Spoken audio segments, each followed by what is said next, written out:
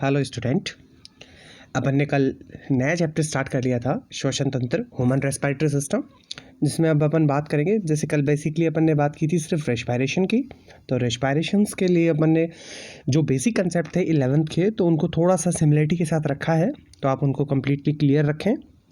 मानव श्वसन तंत्र की बात करें, ह्यूमन रेस्पिरेटरी सिस्टम की, तो लगभग सभी लोगों को पता है कि ह्यूमन रेस्पिरेटरी सिस्टम में जो मेजर ऑर्गन होता है, मुख्य जो अंग होता है, वो होते हैं अपने फेफड़े।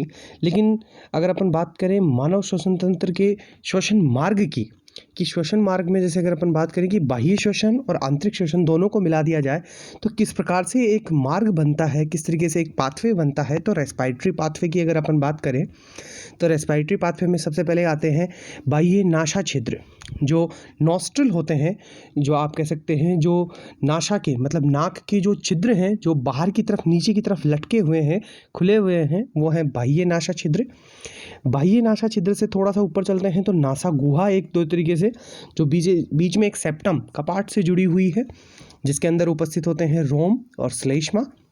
ये जो रोम है, इनका मुख्य कार्य, ये जो बाल है, इनका मुख्य कार्य होता है जो सूक्ष्म कण होते हैं, जिनकी साइज जो है, जिनका आकार जो है 0.6 माइक्रोमीटर से छोटी है, माइक्रोमीटर से छोटी है, उनको तो वो जाने देते हैं। लेकिन जिस तरीके से अगर कहें 0.6 माइक्रोमीटर से अगर बड़ी साइज़ के हैं, जैसे धूल के कण हैं, कोई बड़ा सूक्ष्म जीव है, तो उनको वो रोकने का कार्य करते हैं। वैसे रोम का मुख्य कार्य होता है जो डस्ट पार्टिकल होते हैं, धूल के जो कण होते हैं, उन्हें नासा गुहा तक ही रोकना, क्योंकि श्वसन मार्ग में आगे जाने पर आंतरिक स्थिति में वो नुकसान ना पहुँचा सके। जैसे पोलन ग्रेन्स है, ये इत्यादि क्या करते हैं, एलर्जी कारक हैं, अस्थमा पेशेंट के लिए बहुत खतरनाक होते हैं ये, इसलिए इन्हें रोका जाता है। और श्लेष्मा का कार्य क्या होता है कि जो श्लेष्मा होती है, जैसे अगर अपन बात करें बाह्य वातावरण में टेम्परेचर पहुंच गया है 47 डिग्री सेल्सियस, कई बार पहुंच जाता है। जैसे गर्मियों की अगर अपन बात करें तो गर्मियों में 47 डिग्री सेल्सियस टेम्परेचर पहुंच जाता है,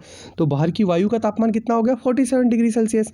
अब शरीर का तापमान है 37 डिग्री सेल्सियस, तो ये जो इतनी गर्म वायु है वो श्वसन मार्ग को नुकसान पहुंचा सकती है।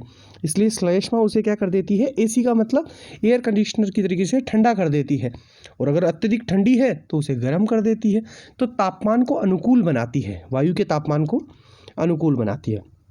फिर वहाँ से ग्रसनी भाग में पहुँचती है वायु, और ग्रसनी भाग के बाद नीचे की तरफ देखें तो अपन नासाग्रसनी और कंठ, ये भाग में पहुंचती है। ये ट्रेकिया जो है वो श्वसन नलिका है। ये क्या है, श्वसन नलिका। श्वसन नलिका के बाद अगर अपन बात करें तो ये श्वसन नलिका जो है वो खुलती है श्वसनी में, ये जो है ब्रोंकस, और ब्रोंकस जो है वो खुलते हैं प्राइमरी ब्रोंकी, सेकेंडरी, टर्सरी, ये तो अब आगे प्राथमिक, द्वितीय, तृतीयक में खुलती रहती हैं। और सबसे अंतिम एक नलिका होती है जिसको बोलते हैं कूपिका वाहिनी। इसे कूपिका वाहिनी इसलिए बोलते हैं क्योंकि इससे कूपिका जुड़ी रहती है, एक बैलून समान स्ट्रक्चर जुड़ी रहती है। अभी अपन मानव श्वसन तंत्र का डायग्राम देखेंगे तो इस तरीके से अपने को एक संरचना मिलेगी नीचे की तरफ, जो एकदम चिपकी हुई है। ये संरचना जो है वो है कूपिका। अब ये कूपिका है, और इस कूपिका से जुड़ी हुई ये जो संरचना है, ये नलिका है, इसको कहेंगे कूपिका वाहिनी। इस तरीके से अगर अगर नीचे की तरफ देखें तो कूपिका से फिर वहाँ से ले जाएगा रक्त श्वसनी गैसों को, जो उत्तक व कोशिका तक पहुँचाएगा। और कोशिका के अंदर अपने पास क्या मिलते हैं, माइटोकॉन्ड्रिया, और माइटोकॉन्ड्रिया ही श्वसन का क्रिया स्थल है। इस मार्ग के बाद अगर अपन देखें मानव का श्वसन तंत्र अपन ने यहाँ ड्रॉ किया है, तो मानव के श्वसन तंत्र की अगर अपन बात करें तो जो नासा छिद्र, नासा गुहा और ग्रसनी भाग है, वहाँ पर जो वायु है वो किस तरीके से पहुँचती है, तो यहाँ पर सबसे पहले अपन श्वास नली के ऊपर एक ऊपरी भाग होता है जिसे लैरिंक्स या कंठ कहते हैं, जहाँ से ध्वनि उत्पन्न होती है। क्या उत्पन्न होती है, ध्वनि उत्पन्न होती है। यहाँ वोकल कॉर्ड होते हैं, डबल वोकल कॉर्ड होते हैं, एक जोड़ी होते हैं ये। अब इनसे क्या है, वायु आकर टकराती है। अब वायु आकर टकराएगी तो आपको पता है ये बहुत महीन वायर होते हैं, ये इतने महीन वायर हैं कि अगर इनकी बात करें तो इनसे वायु आकर टकराएगी तो इतने महीन वायर हैं कि इनमें कंपन उत्पन्न होगा, और कंपन उत्पन्न होने से ध्वनि उत्पन्न होती है कंठ से। इसलिए अपन कहते हैं कि आपकी आवाज़ बहुत मधुर है, आपके कंठ बहुत मधुर हैं। ये महिलाओं में थोड़े से अधिक तीखे होते हैं, पिच होते हैं, इसलिए महिलाओं की आवाज़ थोड़ी तीखी होती है। जो पुरुष होते हैं उनकी आवाज़ थोड़ी भारी होती है। कंठ से जो नली का प्रारंभ होती है श्वास नली, इसे ट्रेकिया भी कहते हैं। इसको ज़रूर याद रखें, श्वास नली का ही दूसरा नाम क्या है? ट्रेकिया। ये 12 सेंटीमीटर लंबी नलिका है जिसके अंदर लगभग 16 से 20 सी आकृति के छल्ले उपस्थित होते हैं। सी आकृति के, ये सी आकृति के क्यों हैं? क्योंकि अगर अपन बात माने तो ये आगे से तो कंप्लीट है, पीछे से खुले हुए हैं, क्योंकि इसके जस्ट पीछे भोजन नलिका है।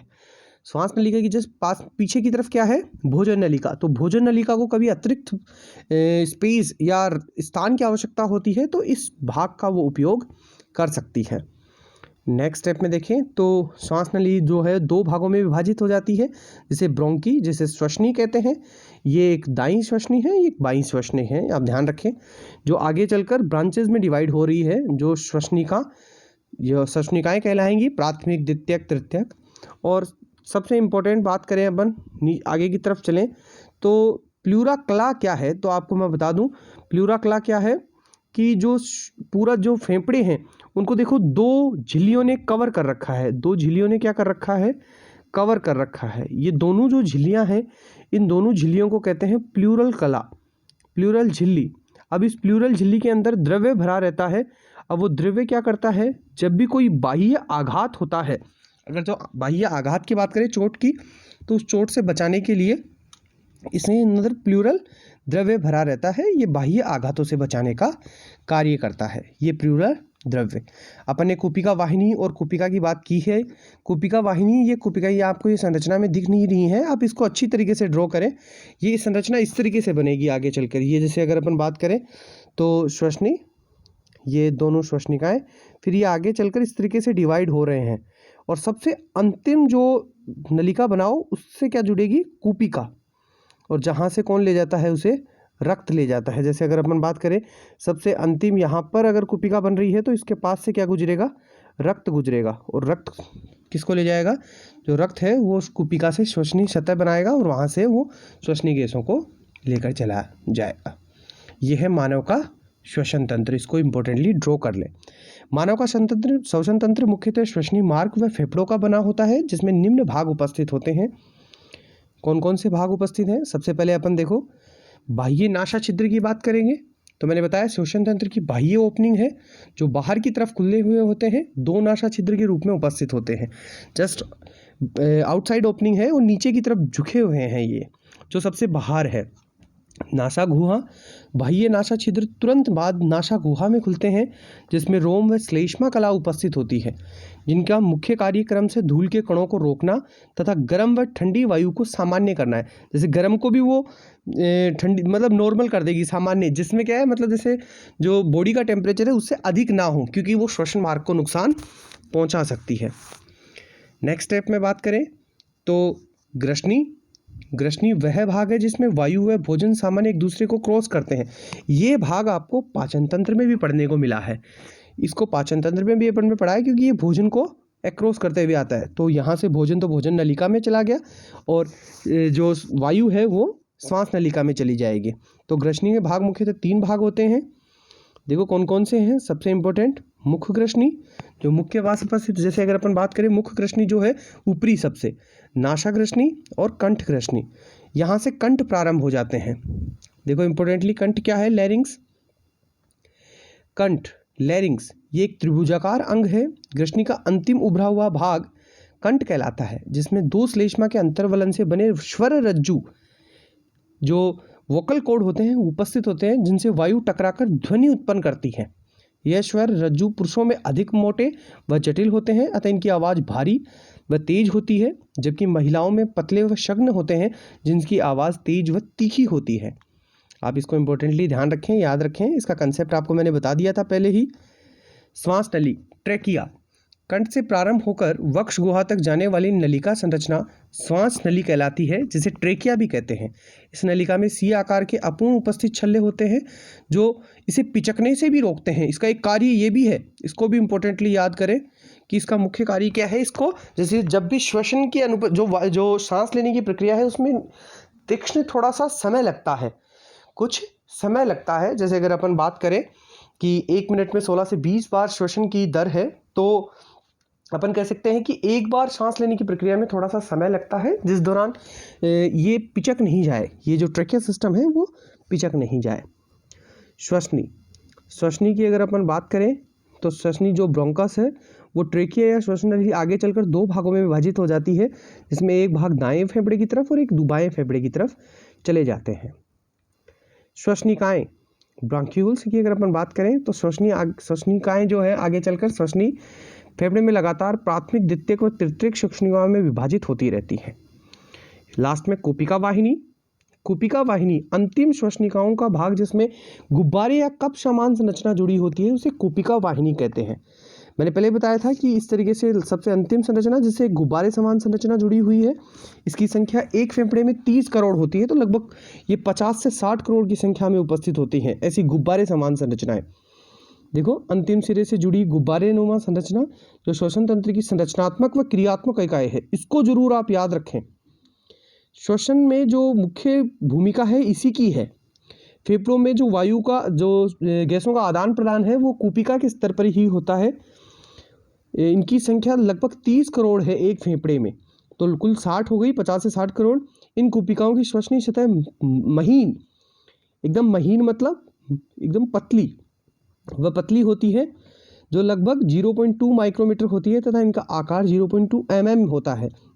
ठीक है, माइक्रोमीटर से तो ये पतली होती है, बहुत पतली। और पतली होने का रीज़न ये है क्योंकि आसानी से गैसों का आदान प्रदान हो जाए, विषरण प्रक्रिया आसानी से हो सके। और सबसे अंतिम फेफड़े, अगर फेफड़ों की बात करें तो मानव श्वसन तंत्र के रूप में फेफड़े मिलते हैं, जो सामान्यतः बाएं फेफड़े व दाएं फेफड़े में विभाजित होते हैं। ये एक द्विआवरण द्वारा घिरे रहते हैं जिसे प्लूरल कला कहा जाता है। इस प्लूरल कला के मध्य प्लूरल द्रव्य भरा रहता है जो फेफड़ों को बाह्य आघात से बचाने का कार्य करता है, जिसकी भूमिका है यह है मानव का श्वसन तंत्र। अब मानव में श्वसन की क्रियाविधि क्या है उसके बारे में अपन पढ़ेंगे डिटेल से, जिस तरीके से कि क्या है मानव के श्वसन की क्रियाविधि। Thank you.